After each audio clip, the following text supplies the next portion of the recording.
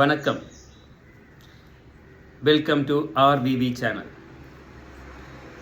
நம்ம இன்னைக்கு பார்க்க போகிறது கோவிலில் உள்ள ஒரு பிரதிஷ்டை சிலைன்னு சொல்லலாம்.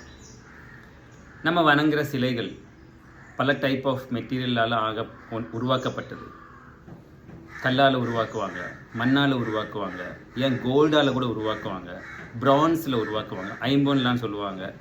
5 டைப் ஆஃப் மெட்டல்ஸை யூஸ் பண்ணி பண்ணுவாங்க.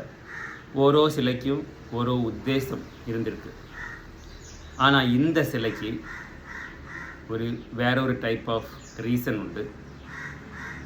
இந்த சிலை ரொம்ப யூனிக். அதாவது இது வேற எங்கேயும் பார்க்க முடியாது. இது ஒரு மாதிரி திருப்பி உருவாக்கவும் முடியாது.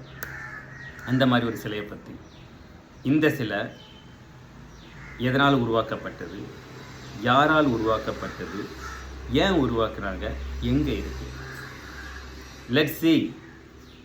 Thank you.